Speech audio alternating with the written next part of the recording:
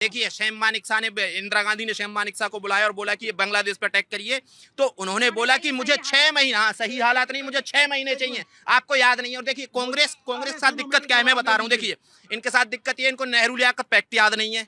उस पैक्ट में क्या क्या किया गया, वो पैक्ट कितना लागू हुआ, हिंदुओं का जो वहां मारा गया, वही नेहरू लियाकत पैक्ट बांग्लादेश और पाकिस्तान दोनों पे लागू होता था।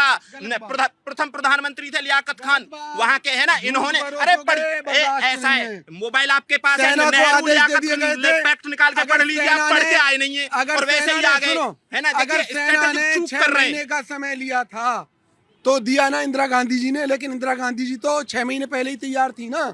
शेख हसीना जब वहां की प्रधानमंत्री थी तो भारत का लीगल राइट बनता था, वो बोलती कि मुझे सेना की मदद चाहिए तो भारत सेना की मदद भेजता, है ना। लेकिन अब वहां जब वो प्रधानमंत्री नहीं है, देखिए इनके साथ दिक्कत क्या है कि पढ़े लिख के कांग्रेसी आते नहीं है, सिर्फ और सिर्फ कुछ भी बोलते रहते हैं। इनको नेहरू लियाकत पैक्ट नहीं पढ़ के आए, उसकी कमियां इनको नहीं मालूम है। इनको ये नहीं पता कि नेहरू लियाकत पैक्ट जब लागू भी हो गया तब भी हिंदू मारे गए भारत, बांग्लादेश में और पाकिस्तान में। और कांग्रेस ने आज तक, बताइए इतने लंबा शासन काल रहा, नेहरू लियाकत पैक्ट पे कितनी बात की, नेहरू लियाकत पैक्ट को कब लागू करवाने की कोशिश की पाकिस्तान और बांग्लादेश से, कभी नहीं करवाई। पर वहाँ पे सरकार ने बोला, तो वहाँ पे सरकार ने कहा कि वो वहाँ की सरकार से हम बात करेंगे। अब यहाँ पर आप ये चाहते हैं कि दूसरी सरकारें आके बताएं कि यहाँ के लोगों के हक क्या हैं। मेरी बात हर सुनिए, देश का अपना अधिकार है ना सर, उनकी अपनी लिमिट्स है। पूजा जी, इनकी सोच में बताऊं कांग्रेसियों की क्या सोचती। जब हमारा 71 का वार हुआ, हमने बांग्लादेश से जो है ना आजाद कराया पाकिस्तान से, और उसमें हमारे हजारों सैनिक शहीद हुए, इसमें कोई शक नहीं है।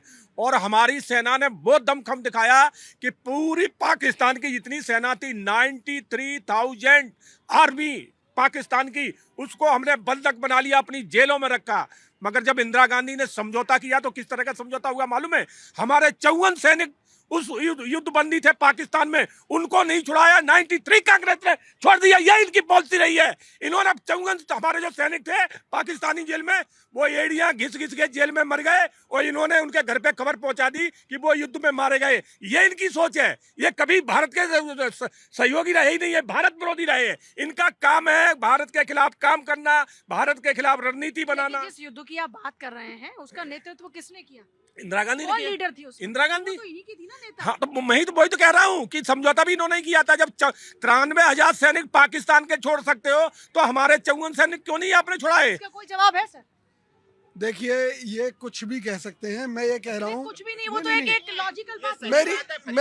मेरी बात सुनिए, मेरी बात सुनिए कि जो पाकिस्तान सरकार ने स्वीकार ही नहीं किए कि उनके पास वो युद्धबंदी है, तो जब सरकार से सरकार की बात हो रही है, और जो 90,000 जो गिरफ्तार किए थे वो पूरी दुनिया के सामने थे, उनको लेकर कार्रवाई की भारत सरकार ने। उनके लिए, उन जो 54 सैनिक जिनकी बात कर रहे हैं, वो उनके लिए लड़ाई नहीं लड़ी गई। जबकि एक बहुत बाद में एक लेटर आया पाकिस्तान से, फरीदाबाद में एक मेजर के घर जो लापता थे, कि मैं पाकिस्तान में हूं, और इन्होंने कोई कार्रवाई नहीं की। और सदन में कई बार ये बात उठी, और लेकिन इसके बाद भी इनकी सरकार होते हुए इन्होंने कभी बात नहीं की पाकिस्तान से। वो 54 आज तक लापता हैं, उनकी ना कहीं भी अस्थि पहुंची अपने घर, ना कुछ मिला।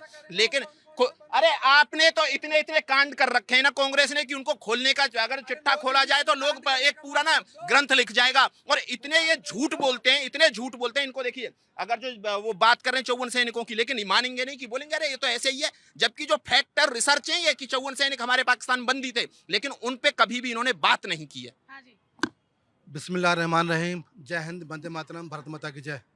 पूजा जी, जब से यूनुस सरकार आई है, जब से ये आदमखोर आया है, तब से हमारे हिंदुओं पे अत्याचार हो रहे हैं।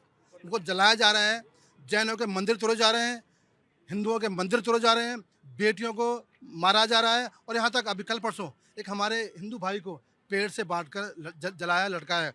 कहीं ना कहीं ये बात है कि हम भी इसमें आग लगाएंगे कि जो हमारे हिंदू भाइयों को जलाएगा, जो हमारे हिंदू भाइयों को जलाएगा। तो ये नहीं कर रही ना, ये तो वहाँ की भीड़ है।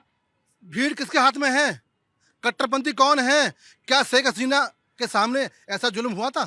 ये जुल्म आज क्यों हो रहा है? ये जुल्म आज क्यों हो रहा है? इसका जवाब तो हमें तलाशना है ना। जब से कट्टरपंथी सरकार आई है, जब से ये आदमखोर आदमी बैठा हुआ है, तब से घटना क्यों हो रही है?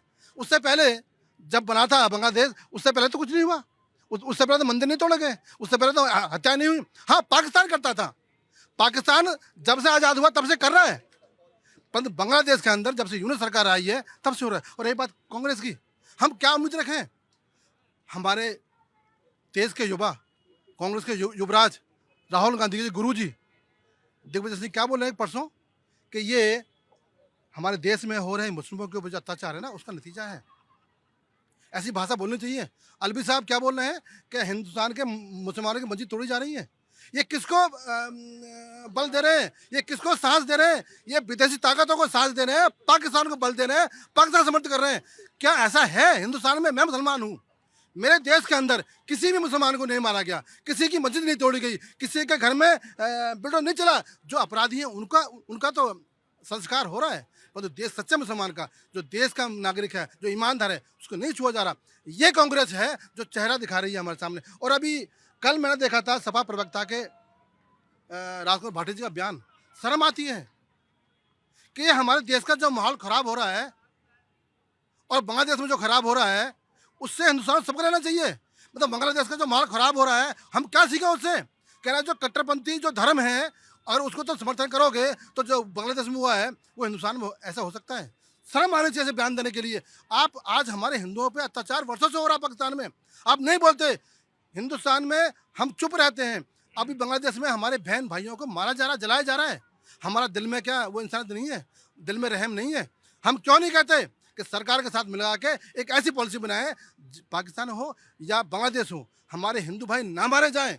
हम क्या दबाव बना सकते हैं, हम क्या रणनीति कर सकते हैं? लेकिन हमारे देश की जो विपक्षी पार्टी है वो बयान ऐसे देती है, पाकिस्तान को बल मिलता है, फिर विदेशी ताकतें देखती हैं कि हिंदुस्तान के अंदर आगे जो राष्ट्रीय पार्टी है उसके प्रवक्ता कह रहे हैं, उसके गुरु कह रहे हैं कि मुसलमान पर अत्याचार हुआ है, इसका नतीजा है। ये कौन सी बातें करते हैं? कहने को शब्द नहीं है। लेकिन हाँ, मैं निवेदन है मोदी जी से कि मोदी जी अब वक्त आ गया है। अब हिंदुस्तान में जो लोग हैं उनकी मांग भी है, और ख़ासकर देश के मुसलमान की मांग है कि पाकिस्तान में रह रहे हिंदुओं का या बांग्लादेश में रह रहे हिंदुओं का या दुनिया में रहने हिंदुओं का आप संरक्षक करते हो हम तो इंसानियत की बात करते हैं ना, हिंदुओं के साथ साथ हम इंसानियत की बात करते हैं। मैं एक सेकंड आ रही हूँ। हाजी नाजिम काफी देर से इंतजार कर रहे हैं। हाजी नाजिम, क्या लगता है बांग्लादेश के हालात बदल जाएंगे? जहाँ तक मुझे लगता है पूजा जी, देखिए बांग्लादेश के हालात तो सिर्फ हमारे मोदी जी बदल सकते हैं, बाकी और कोई नहीं बदल सकता।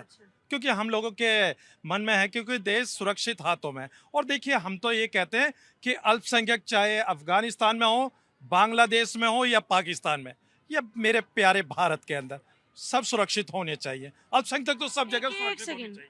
सुरक्षित होने चाहिए मेरे प्यारे भारत में, तो यहाँ पर अल्पसंख्यक सुरक्षित नहीं है, ये कह रहे हैं आप? देखिए अभी मेरे भाई, तो आप बातें घुमाकर, आपको क्या लगता है चाशनी में लपेट के बोलेंगे तो समझ में नहीं आएगा? हाँ देखिए पूजा जी, अभी मेरे भाई है। पहले सवाल का जवाब दीजिए, हमारे देश में अल्पसंख्यक सुरक्षित नहीं है क्या?